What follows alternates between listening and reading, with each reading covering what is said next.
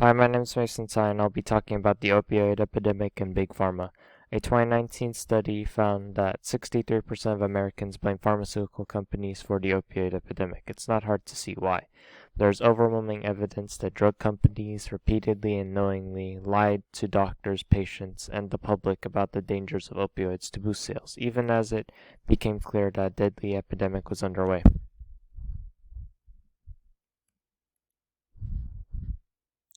Okay.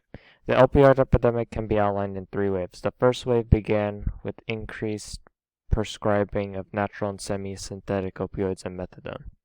A second wave began in 2010 with rapid increases in overdose deaths involving heroin. The third wave began in 2013 with significant increases in overdose deaths involving synthetic opioids such as fentanyl.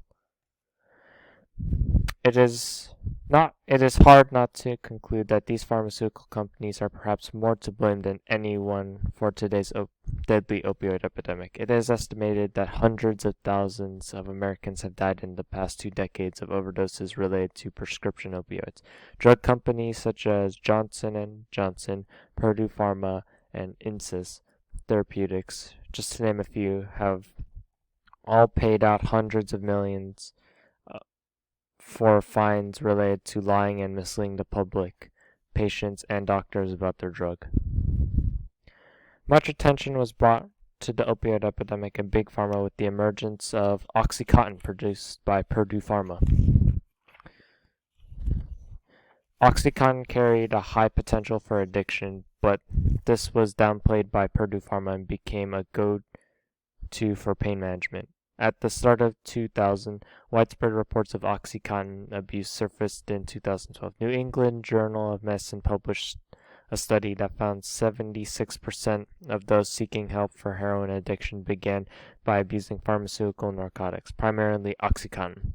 And this drew a direct line between Purdue's marketing of OxyContin and the subsequent heroin epidemic in the U.S.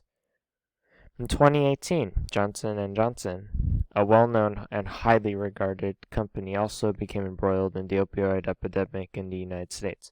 It was the target of numerous lawsuits, and over 500 opioid-related cases have been filed as of May 2018 against J&J.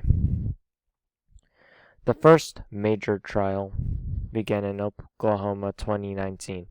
On August 26, 2019, the Oklahoma judge ordered J&J to pay a hefty $572 million for their part in the opioid crisis. The trial uncovered Johnson & Johnson not only sold its own opioids, but also supplied the active ingredients to several other opioid companies, including Purdue Pharma, so they had an additional incentive to engage in the promotion of opioids. This bad press did not deter this company in the slightest. In fact, after the judgment in Oklahoma was announced, J&J stocks rose as much as 5.4%. Insys Therapeutics was perhaps the most egregious and blatant in their marketing and lack of morals with respect to their products, Subsys.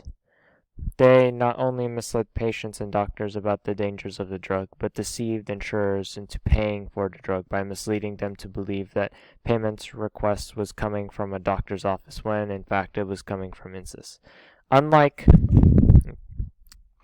Unlike the executives at Johnson and the Stacker family for Purdue Pharma, John Kapoor did receive jail time in addition to fines. He only received 5.5 years, which was not nearly enough for the crimes he committed, but the other executives received no jail time, so it was groundbreaking and hopefully setting a precedent. The evidence against Big Pharma in the opioid crisis is overwhelming. It has cost hundreds of thousands of lives and trillions of dollars, and has been created and or worsened by webs of influence woven by pharmaceutical companies. These webs involve health professionals, patient advocacy groups, medical professional societies, research universities, teaching hospitals, public health agencies, policymakers, and legislators. In the face of these marketing strategies, governments need to develop counter-strategies and stricter legislation to insulate themselves from corporate influence and to preserve their integrity and public trust. There also needs to be more accountability and stricter punishment, including prison time and much longer prison time. Based on what we've seen during the devastating opioid epidemic, there needs to be a reassessment of how opioids are prescribed and how pharmaceutical companies motivate doctors to choose their meds. That'll be all for this video, and thank you for watching. These are the sources, and hopefully you've learned something from this. Goodbye for now.